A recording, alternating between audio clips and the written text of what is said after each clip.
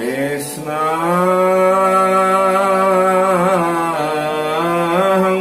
হরে রাম রাম রাম রাম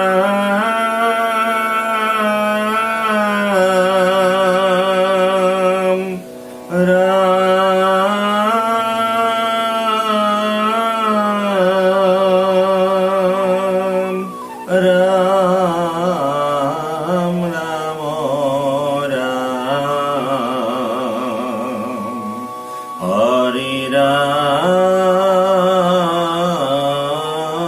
রাম হরে রাম রাম রাম রাম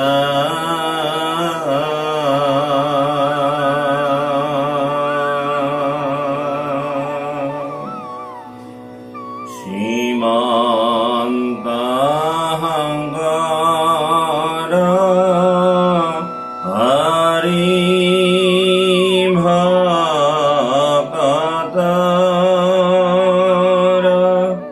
জ্ঞানার্জেন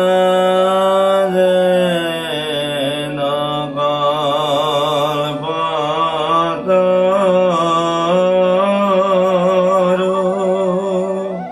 তাহান্ত বিনাই নাহি নাহি নাহি আমার পরম গুরু রাম আমার পরম গুরু। কৃষ্ণ কৃষ্ণ কৃষ্ণ।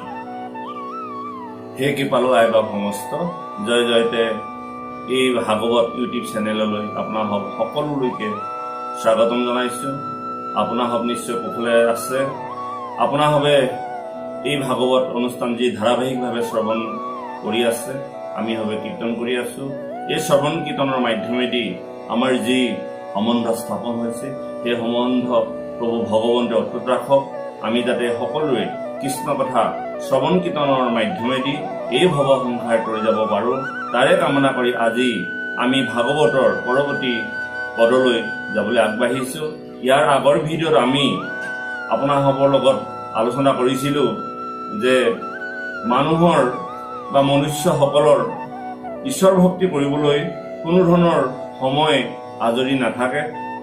আমি সদায় পাছলৈ ঈশ্বৰ ভক্তি কৰিম বুলি ভাবি থাকোঁ। এই কথাটো আমাৰ স্বভাৱগত এটা প্ৰকৃতি। গতিকে যেই কি নহওক, আমি সকলোৱে এই মায়াৰ পৰা মুক্ত হৈ যাতে প্ৰভু ভগৱন্তৰ চৰণ চিন্তা কৰিব পাৰোঁ, তাৰ কামনা কৰি আজি আমি পৰৱৰ্তী অনুষ্ঠানলৈ আগবাঢ়িবলৈ বিচাৰিছোঁ। কৃষ্ণ।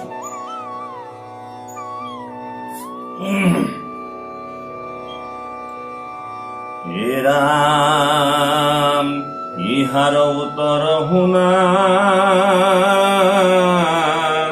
ব্ৰহ্মাৰ বচন হবলোকে কৃষ্ণ কন ভজে যি কাৰণ পৰম বিষয়ী যত হৰিত বিমুখ নাহিকে দিনতো একো ইন্দ্ৰিয়ৰ সুখ। যিসকল অত্যন্ত বিষয়ত হাবুডুবু খাই থাকে, অত্যন্ত বিষয়ী শব্দৰ কথা আমি আগত উল্লেখ কৰিছোঁ।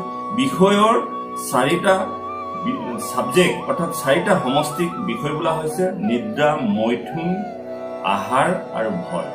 এই চাৰিটা কথাই আমাৰ সমস্ত জীৱসকলক আবদ্ধ কৰি ৰাখে। আমাৰ ভয় থাকে, আমাৰ ভোক থাকে, আমাৰ নিদ্ৰা থাকে আৰু আমাৰ মৈথুন অৰ্থাৎ সন্তান জন্ম দিয়াৰ যিটো প্ৰৱণতা, এই প্ৰৱণতা থাকে। এই চাৰিটা কথাতে আমি সচৰাচৰ প্ৰত্যেক জীৱবিলাকে আমি আবদ্ধ হৈ থাকোঁ। আৰু এই বিষয়ৰ আবদ্ধৰ কাৰণে প্ৰভু ভগৱন্তৰ চৰণ আমি চিন্তা কৰিবলৈ সুযোগ নাপাওঁ বা আমাৰ মনলৈ সেই ভাৱ নাহে।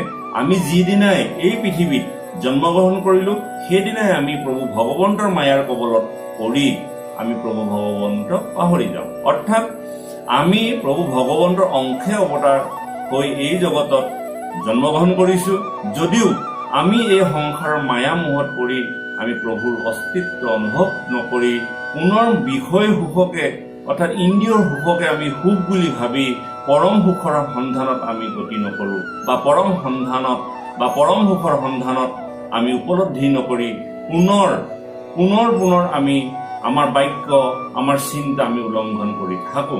অৰ্থাৎ যেতিয়া আমি গৰ্ভস্থ অৱস্থাত সন্তানটোৱে যিমান যন্ত্ৰণা ভোগ কৰি থাকিব লগা হয়, সেই যন্ত্ৰণাৰ পৰা মুক্ত পাবৰ বাবে প্ৰভু ভগৱন্তক বাৰে বাৰে কাকুতি মিনতি কৰি থাকে যে মুক্তি দিয়া, মোক মুক্তি দিয়া।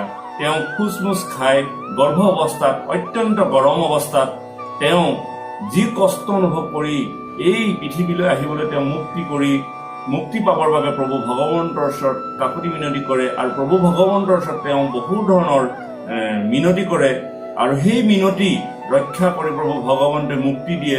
আৰু মুক্তি হোৱাৰ লগে লগে এই সংসাৰৰ মায়া মোহত পৰি সেই জীৱটোৱে প্ৰভু ভগৱন্তৰ সেই সময়ত কৰা স্তুতি, সেই সময়ত কৰা প্ৰাৰ্থনা সেই জীৱটোৱে পাহৰি এই মায়াৰ যি বিষয় সংসাৰ, সেই বিষয় সংসাৰত তেওঁ আবদ্ধ হৈ প্ৰভু ভগৱন্ত পাহৰি যায়। আৰু সেই পাহৰি যোৱাটোৱে হ'ল একমাত্ৰ মনুষ্যৰ অধঃপতন।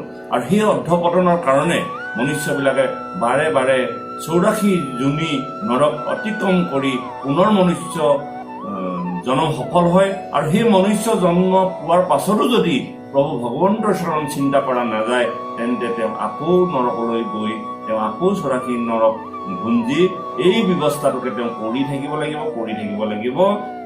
লাগিব। গতিকে মাধৱ গুৰুজনাই সেইকাৰণে লিখিছে, মাধৱ গুৰুজনাই তেওঁ প্ৰকাশ কৰিছে, তেওঁ অন্যত ক'তো প্ৰকাশ কৰা নাই, সমস্ত গুৰুজনাৰ আগত প্ৰকাশ কৰিছে যে হৰি চৰণত শৰণ লৈলো মানৱী জনম সফল কৰিলো। অৰ্থাৎ মানৱী জনম কোনজনে সফল কৰিছে? আমি জানো?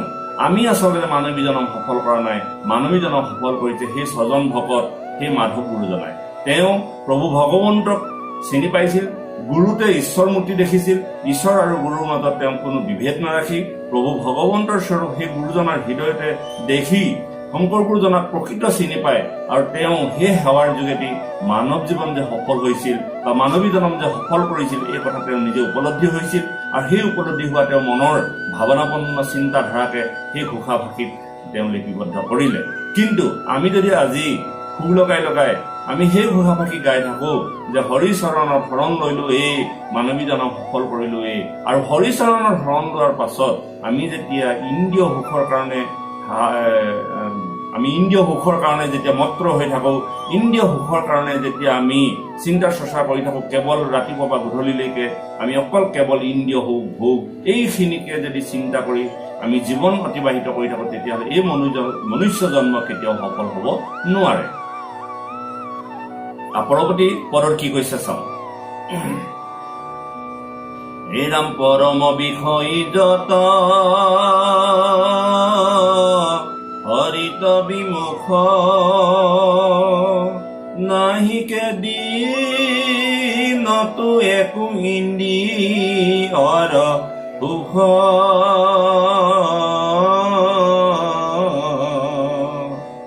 নানাবিধ শ্ৰমে দিন গোট বহি যায় নিশাটো নিদ্ৰাত থাকে একো সুখ নাই। অৰ্থাৎ এই ইন্দ্ৰিয়ৰ ভোগৰ বাবে, এই ইন্দ্ৰিয় সুখৰ বাবে দিনৰ দিনটো পৰিশ্ৰম কৰি যি সুখ অনুভৱ কৰে, আৰু সেই সুখ ৰাতি হলে নিদ্ৰাৰ সময়তো তেওঁ পুনৰ নিদ্ৰা অৱস্থাত স্বপ্নৰ জৰিয়তে পুনৰ সেই ইন্দ্ৰিয় ভোগৰ কাৰণে, ইন্দ্ৰিয় সুখৰ কাৰণে তেওঁ হাবাথুৰি খায়। তেওঁ দিনৰ ভাগত যি দুখ হৈছে বা পৰিশ্ৰম হৈছে, আকৌ ৰাতি নিদ্ৰা অৱস্থাতো তেওঁ অত্যন্ত পৰিশ্ৰম, তেওঁ মনৰ কোনো স্থিৰতা নাই, মনৰ দ্বাৰা ইন্দ্ৰিয় ভোগৰ কাৰণে বিভিন্ন স্বপ্নৰ জৰিয়তে তেওঁ কেৱল হাবাথুৰি খাই থাকে। জীৱনত এই বিষয় সংসাৰখনত তেওঁ সুখ বোলা বস্তু কেতিয়াও অনুভৱ কৰিব নোৱাৰে। এই কাৰণে কৰিব নোৱাৰে, তেওঁ দিনৰ দিনটো যেতিয়া ইন্দ্ৰিয় সুখৰ কাৰণে তেওঁ চিন্তা কৰি থাকে, আৰু সেই একেখিনি কথাকে ৰাতি নিদ্ৰা ভাগতো চিন্তা ভাৱনা আহি তেওঁ মনটো কষ্ট দি থাকে। তেওঁ নিদ্ৰা যায়, কিন্তু প্ৰকৃত নিদ্ৰা তেওঁ নাযায়। তেওঁ মনে কেৱল সেই ভোগৰ সুখৰ বাবে কেৱল চিন্তা কৰি কৰি কৰি কৰি মনটো অশান্তি হৈ তেওঁ গোটেই জীৱনটো যে অসুখী এই কথা প্ৰমাণ হৈ যায়। হে ৰাম,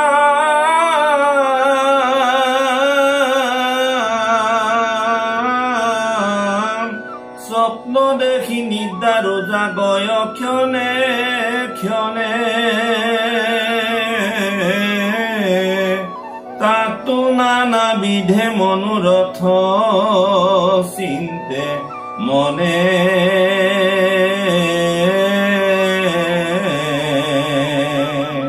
বহুবিধ অৰ্থ আশা কৰি থাকে যত, তাহাৰো নাহিকে সিদ্ধি দৈৱ কৰে হত। অৰ্থাৎ সেই নিদ্ৰা অৱস্থাত তেওঁ বাৰে বাৰে সাৰ পাই উঠে, উচপ খাই উঠে। আমি হয়তো দেখিছো বহু লোকে সপোনত অত্যন্ত ভয় লগাকে চিঞৰে, অত্যন্ত হাঁহে, অত্যন্ত কান্দে, তেওঁ ঘনাই ঘনাই সাৰ পাই যায়। এয়া হল তেওঁ কেৱল ইন্দ্ৰিয় ভোগৰ কাৰণে কৰা পৰিশ্ৰমৰ যি ভাৱ, সেই ভাৱ পৰিস্ফুট হয় স্বপ্নটো। আৰু সেই স্বপ্নটো তেওঁ শান্তিৰে নাথাকে, সেই স্বপ্নটো তেওঁ বিভৎস কৰ্ম, ভয় লগা কৰ্ম বা বিপদসংকুল অৱস্থাত গৈ তেওঁ কৰ্ম কৰিব লগা হয়। আৰু সেই কৰ্মৰ জৰিয়তে তেওঁ ভয় খায়, তেওঁ দুখ হয়, তেওঁ চিঞৰি উঠে, আৰু হয়তো কেতিয়াবা সেই ভোগৰ সুখত আনন্দ উপভোগ কৰি তেওঁ হাঁহিছে, কান্দিছে, চিঞৰিছে। এনেদৰে তেওঁ গোটেই ৰাতিটো তেওঁ চিঞৰ বাখৰৰ জৰিয়তে তেওঁ মনৰ কোনো প্ৰশান্তি নোহোৱাকৈ তেওঁ থাকিব লগা হয়। ইয়াৰ মূল কাৰণ কেৱল ইন্দ্ৰিয় ভোগ, ইন্দ্ৰিয় ভোগ। কাৰণ দিনৰ ভাগত যি ইন্দ্ৰিয় ভোগ আৰু সুখৰ কাৰণে যি কৰ্ম কৰে, সেই একেখিনি কৰ্ম, সেই মনৰ যিটো চিন্তা, সেই চিন্তা ৰাতিলৈ আকৌ পৰিস্ফুট হয়। আৰু বহুবিধ অৰ্থ আশা কৰি এই কৰ্মবিলাক কৰি থকাৰ কাৰণে এনে চিন্তাৰ ধাৰা প্ৰকট হয়। হে ৰামে হিমতে ৰাতি দিনে বিষয়ত মতি, কৃষ্ণৰ কথাত কদাচিত নাহিৰতি, মহামূঢ় বিষয়ৰ আছে ইটো কথা, শ্ৰৱণ কীৰ্তন যিটো বিমুখ সৰ্বথা। কেতিয়াও কৃষ্ণৰ কথা তেওঁ মুখত বাজ নহয়, কৃষ্ণৰ কথা শ্ৰৱণ কীৰ্তন নকৰে। কৃষ্ণ যে এই চৈতন্য স্বৰূপে জগতত আছে এই কথা কেতিয়াও উপলব্ধি কৰিব নিবিচাৰে। কেৱল সৰ্বথা বিষয় বিষয় বিষয় বিষয়ৰ বাবে যে তেওঁ জন্মগ্ৰহণ কৰিছে, তেওঁ যে মৃত্যু আছে এই কথা তেওঁ অনুভৱ নহয়। তেওঁ ভাবিছে যে গোটেই জীৱন মই অমৰ হৈ থাকিম, এই সুখ দুখখিনিয়ে যেন মোৰ জীৱনৰ লগৰী, এই কথাহে তেওঁ অনুভৱ কৰি জীৱন কটাই থাকে। জীৱন্তে মুকুত মহা মুনি হব যত, তাৰা হব এহি মতে ভ্ৰমে সংসাৰত। এৰা মুখ্যৰ পৰম মহা উত্তম কাৰণ,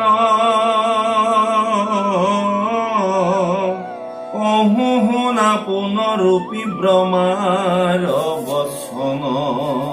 এই মুনিসকল, যিসকল মুনিয়েও এনেধৰণৰ চিন্তা তেওঁ এই সংসাৰ হাবুডুবু খাব লগা হয়। আৰু ব্ৰহ্মাৰ এই বিষয়ে কি কথোপকথন হৈছে শুনাচোন, মই কব বিচাৰিছো। অহন্ত ব্ৰহ্মায়ে দেৱ হবৰ আগত, ইহি মহা খেদ শুনা দেৱতা সমষ্ট। হে দেৱতাসকল, হে দেৱলো, তোমালোকে শুনা, তোমালোকৰ দুখৰ কাৰণ ক'ত? আমাৰ হবৰ মহা প্ৰাৰ্থনী মনত, হে নয় দুৰ্লভ জন্ম লভি ভাৰতত। এ ৰামি হি মহাধৰ্ম তত্ৰ জ্ঞানৰ সাধনা, জানিও নকৰে মাধৱক আৰাধনা।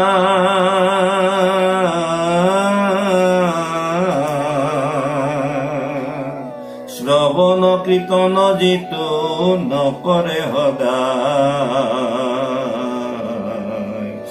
জানিবা মোহিলে তাক কৃষ্ণৰ মায়াই। জানিবা, যিজনে ঈশ্বৰ ভক্তি নকৰে, ঈশ্বৰৰ শ্ৰৱণ কীৰ্তন নকৰে, ঈশ্বৰৰ কৰ্ম নকৰে, তেওঁ ঈশ্বৰৰ মায়াই মোহিলে, অৰ্থাৎ ঈশ্বৰৰ এক মায়া সৃষ্টি কৰিছে। যেতিয়া প্ৰভু ভগৱন্তই এই জগতত তেওঁ বিনোদন ৰূপ চাবৰ বাবে ব্ৰহ্মাক যি সৃষ্টিৰ দায়িত্ব দিছিল, সেই সৃষ্টিৰ দায়িত্বত ব্ৰহ্মাদেৱে ২৪ তত্ত্ব সৃষ্টি কৰাৰ পাছত কোনো ধৰণৰ তেওঁ সৃষ্টি কাৰ্য কৰিব নোৱাৰি প্ৰভু ভগৱন্তক যেতিয়া স্তুতি কৰিছিল, আৰু সেই প্ৰভু ভগৱন্তই স্তুতি কৰাৰ লগে লগে তেওঁ আহি সেই ২৪ তত্ত্বৰ মাজত প্ৰৱেশ কৰিলে, আৰু প্ৰৱেশ কৰি তেওঁ নিজৰ দেহৰ পৰাই, অৰ্থাৎ বাওঁভাগে মায়া আৰু সোঁভাগে ভক্তি মাতৃক সৃষ্টি কৰি এই জগতৰ সৃষ্টি কাৰ্য চলাই নিবৰ বাবে তেওঁ প্ৰস্তুত কৰিলে। সেইকাৰণে বাওঁফালে মায়া আছে আৰু সোঁফালে আমাৰ ভক্তি মাতৃ আছে। মানে মায়াই বাধন্ত আৰু ভক্তি মাতৃয়ে মেলাৱন্ত। অৰ্থাৎ যিমানেই আমাক বাওঁহাতে আমি কৰ্ম কৰিম, বাওঁপন্থী বা ব্ৰাহ্মণায় শাস্ত্ৰ, এই সম্পূৰ্ণ শাস্ত্ৰবিলাক ব্ৰাহ্মণায় শাস্ত্ৰ বা বাওঁপন্থী শাস্ত্ৰ, এই শাস্ত্ৰৰ জৰিয়তে আমি মায়াৰ আবদ্ধ হ'ম। আৰু যিটো সোঁহাত, অৰ্থাৎ ভক্তি মাতৃয়ে আমাক প্ৰত্যেক মুহূৰ্ততে এই মায়া বন্ধনৰ পৰা মুক্ত কৰিব। এই দুই মাতৃৰ জৰিয়তে প্ৰভু ভগৱন্তই এই জগতত ভক্তিৰ যি লীলা, যি সৃষ্টি কাৰ্য তেওঁ কৰিবলৈ উদ্যত হৈছিল। হে ৰাম ইহি মহাধৰ্ম তত্ত্ব জ্ঞানৰ সাধনা, জানিও ন কৰে মাধৱক আৰাধনা।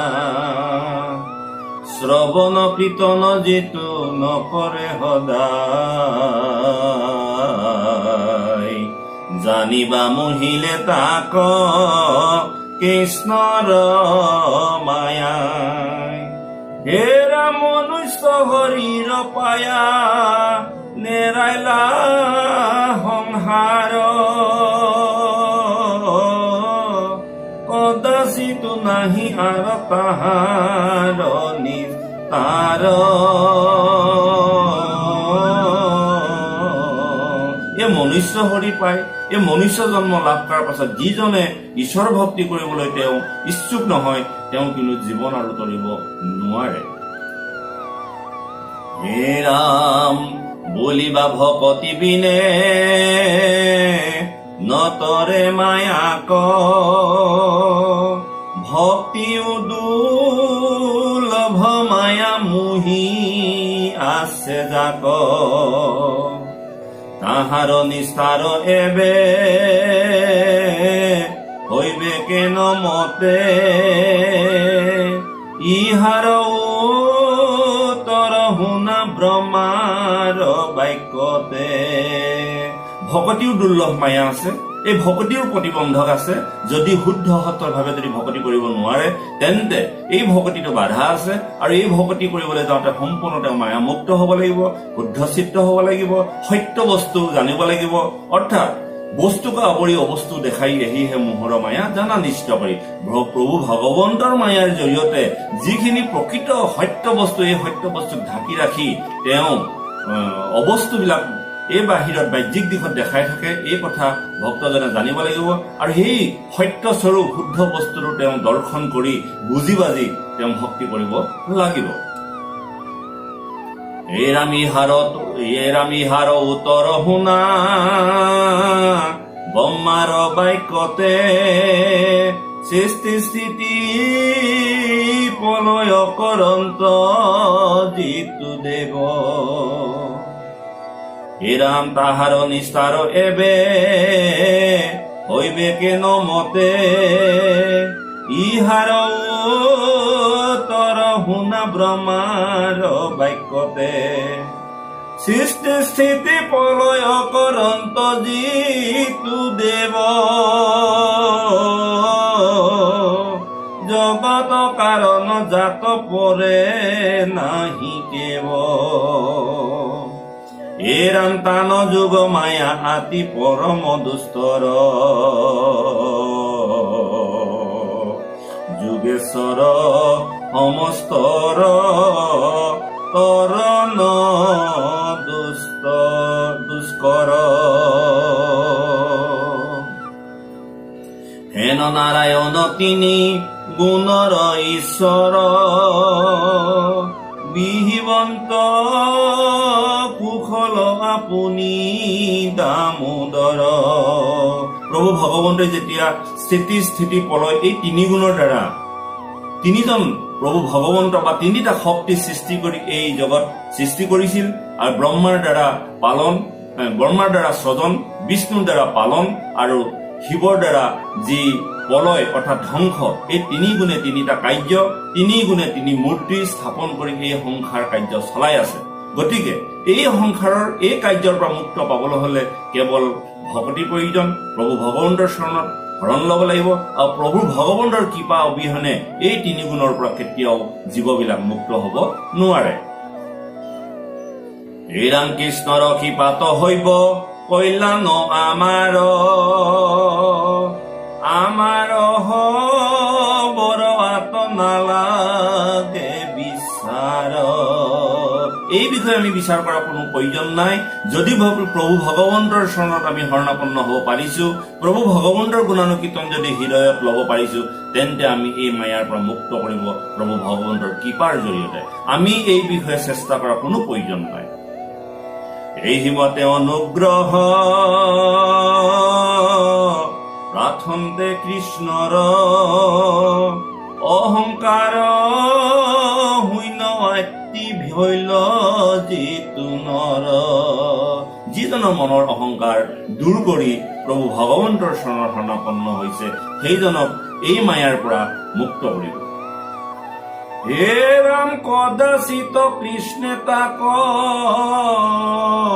কৰিবন্ত দায়া হৈবেক ভকতি সুখে তৰিবেক মায়া।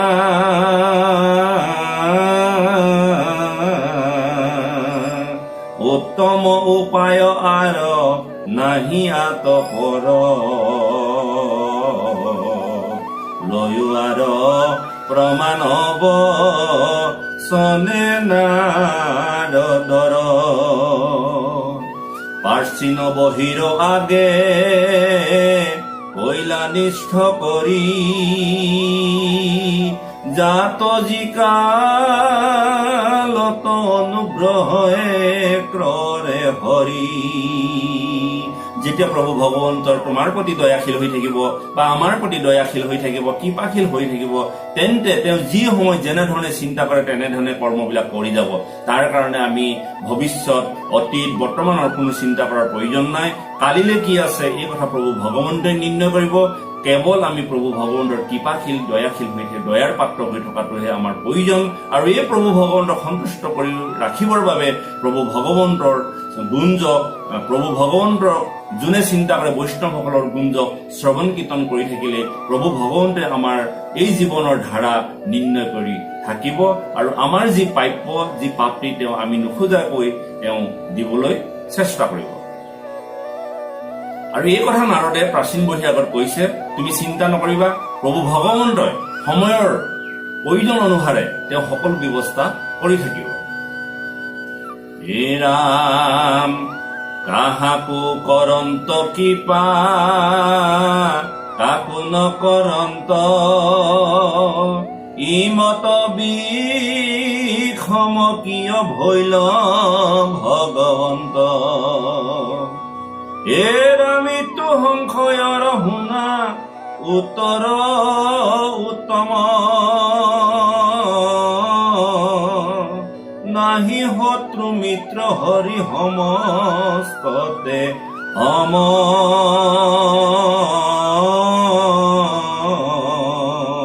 সেইজন ভগৱন্ত, সেইজন পৰম পিতা, পৰম ঈশ্বৰ, পৰমানন্দ স্বৰূপ। তেওঁ কাৰো প্ৰতি হিংসা ভাৱ নাই, সমস্ত জীৱ তেওঁ সমভাৱে তেওঁ চায়। কিন্তু কেৱল যিজন লোকে প্ৰভু ভগৱন্তৰ শৰণাপন্ন হৈছে সেইজনকে অত্যন্ত দয়া আৰু মৰম অৰ্থাৎ প্ৰেমৰ দ্বাৰা তেওঁ আলিংগন কৰিব বিচাৰে। কিন্তু সেই বুলি যে সমস্ত জীৱক তেওঁ কেতিয়াও অন্যায় নকৰে। কেৱল তেওঁ চিন্তা কৰে সেইজন লোক যিজন লোক মোৰ কাষলৈ আহক যাতে মই তেওঁক উদ্ধাৰ কৰিব পাৰো। হে ৰাম ভকতি হিতাংক অতি বিষম কৰাৱে ভকতৰ বৈশ্য হৰি জানি বাস্বভাৱে এতেকে চিন্তত তাংক মাত্ৰ জিতুনৰে সমস্তৰে কৰ্তা বুলি ভাবে নিৰন্তৰে।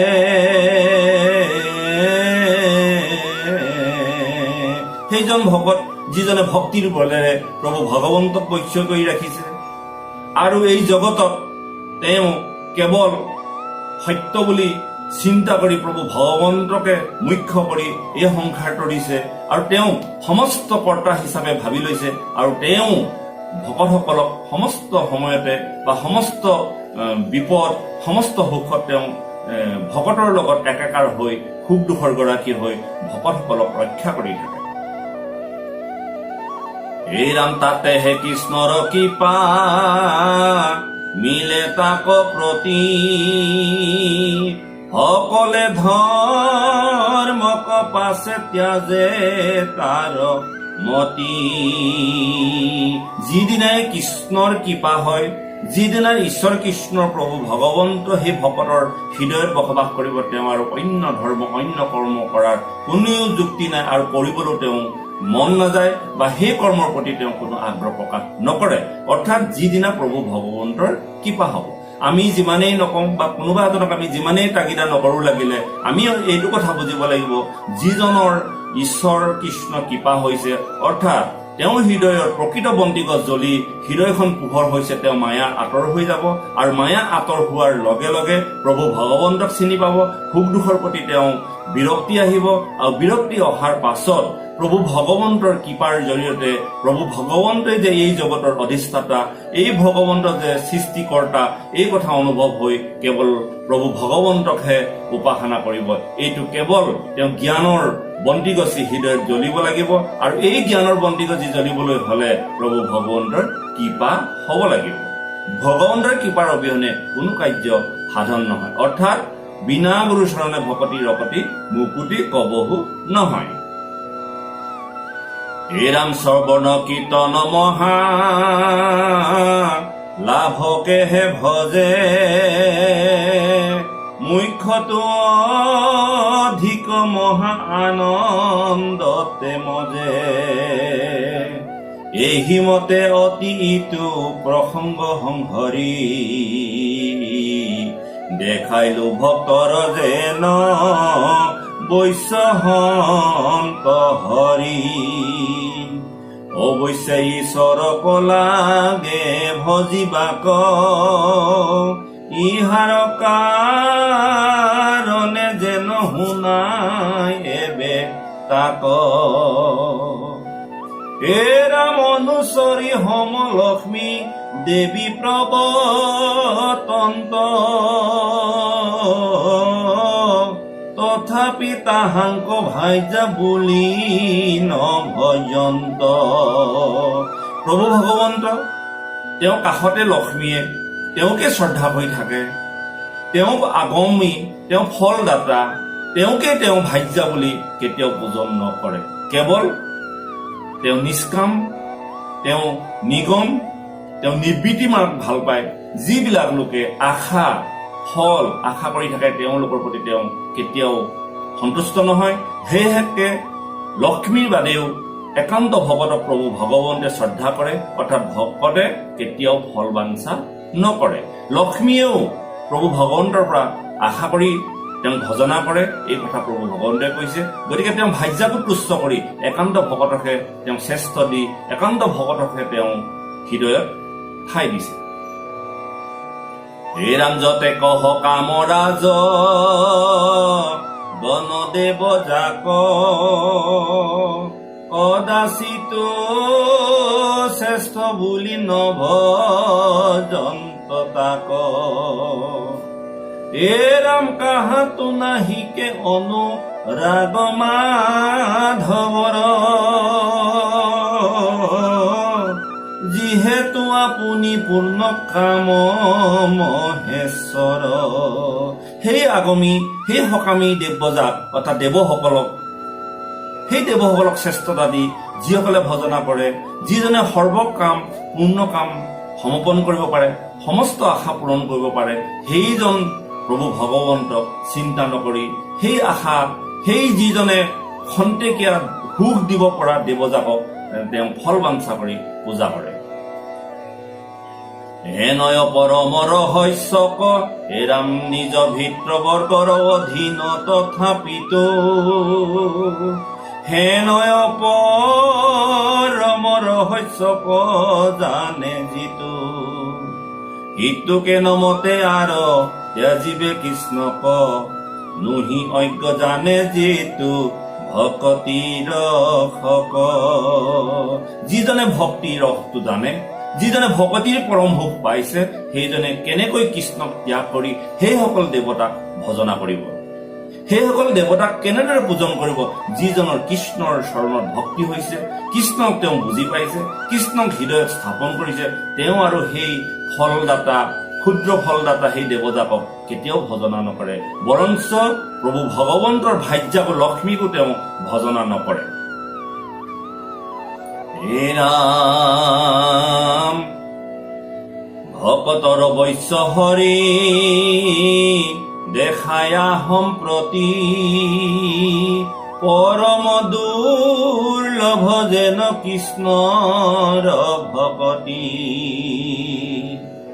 হে ৰাম হুকৰ বচনে আৰ অহু অভিপায় বুলন্ত শুনিও পৰীক্ষিত মহাশয়। হে ৰাম যাদৱ পাণ্ডৱ ইটো দুতয় কুলৰ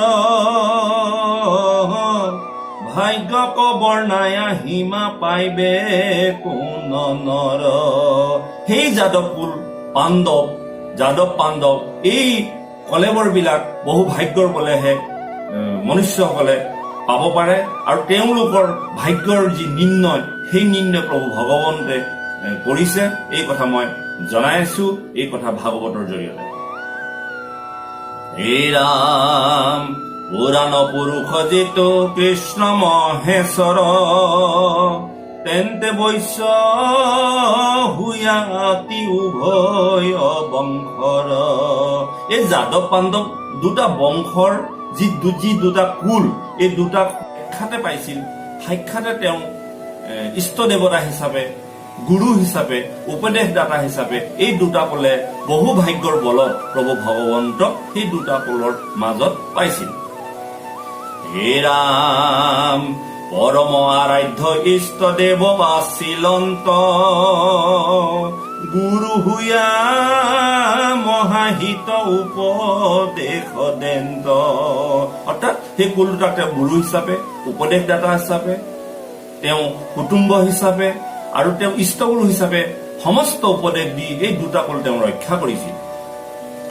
হে ৰাম দুয়ো কুল ৰক্ষক আছিলা মহাহিত কিংকৰালি কৰ্মকো কৰিলা কদাচিত। হে ৰাম কৃষ্ণ বিনে দুয়ো কুলে নাজানিলা আন আছিলন্ত হবাৰু কৃষ্ণেহে জীৱ প্ৰাণ। এই দুটা কলে কৃষ্ণৰ বাদে, প্ৰভু ভগৱন্তৰ বাদে আৰু বেলেগ কথা চিন্তা নকৰিছিল। প্ৰভু ভগৱন্ত তেওঁলোকৰ যে হৃদয়ৰ প্ৰাণ, তেওঁলোকেই যে হৃদয়ৰ উশাহ নিশাহ, তেওঁলোকেই যে সমস্ত হৃদয়ৰ সৃষ্টি কৰা এই কথাটো এই দুটা কুলে উপলব্ধি কৰিছিল, আৰু প্ৰভু ভগৱন্ত সেই দুটা কুলত সেইকাৰণে উপদেশদাতা হিচাপে তেওঁলোকক প্ৰত্যেক মুহূৰ্ততে ৰক্ষা কৰি আছিল। এই হিমতে নিজ ভকতক ভগৱন্ত অৱশ্য হুয়া অনুকম্পা কৰে অপৰ্যন্ত। হে ৰাম নিজ যশ প্ৰিয় প্ৰভু দেৱদামোদৰ, তাংক ত্যাজি আন মতে ভজে যিটো নৰ। এই মই ইমানখিনি কথা উদাহৰণ দেখুৱাইছো দুটা কুলে অৰ্থাৎ দুটা বংশই বা দুটা পৰিয়ালে কেনেদৰে প্ৰভু ভগৱন্তক ভজনা কৰি হৃদয়ত কৃষ্ণক স্থাই দি তেওঁলোকে ৰক্ষাৰ পাত্ৰ হৈ আছিল। আৰু এই কথা কিয় মনুষ্যসকলে নুবুজে আৰু এই কথা ত্যাজি অৰ্থাৎ এই ভগৱন্তক ত্যাজি কিয় তেওঁলোকে অন্য দেৱতাক ভজি পেলাই তেওঁলোকে কৃষ্ণৰ বিমুখ হৈ থাকে, এই কথা প্ৰভু ভগৱন্তই উপলব্ধি কৰিবলৈ আমাক ভাগৱতৰ জৰিয়তে উপদেশ দিছে। হে ৰাম সিজনত টিপিতি নুহুকে, সিজনত টিপিতি নুহিকে তাক হৰি, এতেকে মুকুতি মাত্ৰ দেন্ত দেৱ হৰি। হে ৰাম কদাচিত প্ৰেমৰ সহিতে ভকতি, নেদন্তৰ শস্য পদে জানা মহামতি।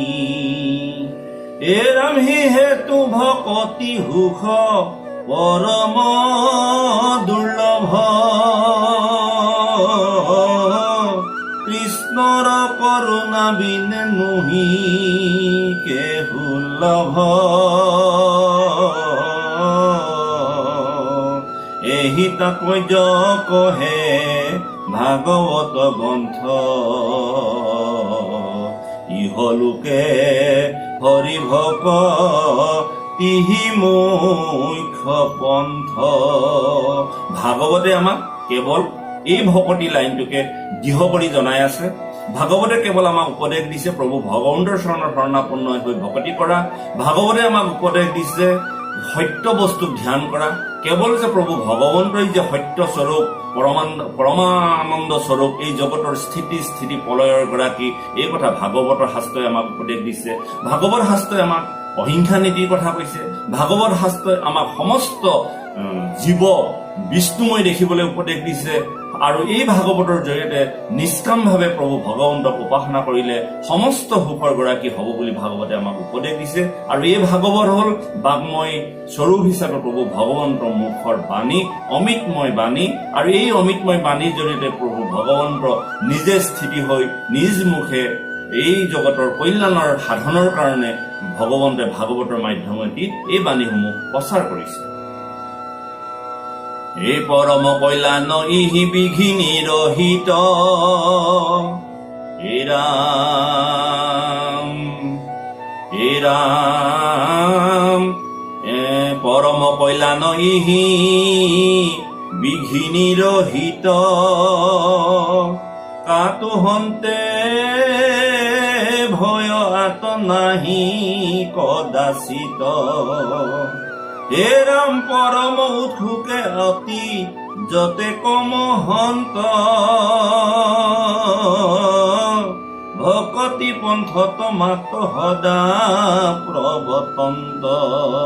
এই প্ৰভু ভগৱন্তৰ যি পন্থ উল্লেখ কৰিছে ভাগৱতৰ মাধ্যমেদি, ভাগৱতৰ জৰিয়তে এই পন্থত কেতিয়াও বিঘিনি নাথাকে, অৰ্থাৎ বিঘিনি ৰহিত। আৰু এই পন্থৰ বাদে সমস্ত জগতত যি মুক্তি বা কল্যাণৰ হকে পন্থা আছে, সমস্ত পন্থা বিঘিনি দূষিত, অৰ্থাৎ বিঘিনি দূষিত আৰু বিঘিনি ৰহিত। যি কৰ্মত বিঘিনি নাথাকে সেই কৰ্ম হ'ল বিঘিনি ৰহিত, আৰু যি কৰ্মত বিঘিনি থাকে প্ৰত্যেক মুহূৰ্ততে সেই কৰ্ম হ'ল বিঘিনি দূষিত। অৰ্থাৎ এই নিগম নিষ্কাম নিবৃত্তি মাৰ্গৰ বাদে আগম সকাম সগুণ বা সগুণ এই কৰ্মবিলাকত যি যাগ যজ্ঞ পূজা পাতল তীৰ্থ ব্ৰত আছে, এই সমস্ত কৰ্মত বিঘিনি দূষিত হৈ থাকে। অৰ্থাৎ তেওঁলোকৰ এটা নিৰ্দিষ্ট সময় থাকে, নিৰ্দিষ্ট নিয়ম থাকে, নিৰ্দিষ্ট মন্ত্ৰ থাকে।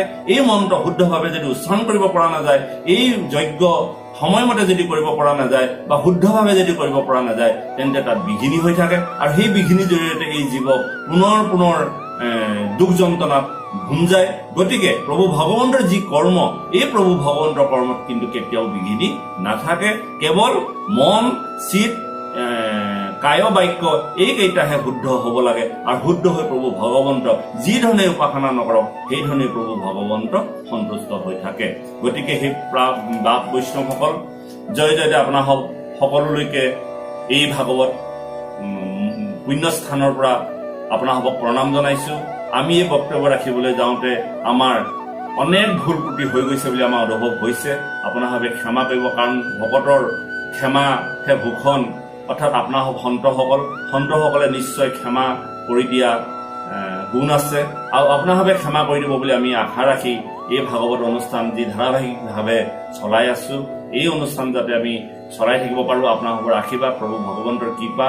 সেয়েহে সমস্তৰে কল্যাণ চিন্তা কৰি আপোনালোকৰ চৰণ ধূলি শিৰত লৈ আদি অনুষ্ঠান ইমানতে সামৰি পৰৱৰ্তী ভাগৱত অনুষ্ঠানত আকৌ লগ পোৱা প্ৰতিষ্ঠিৰে ইমানতে আমি বিদায় মাগিছো। কৃষ্ণ শংকৰ গুৰু হৰি ৰাম কৃষ্ণ কৃষ্ণ।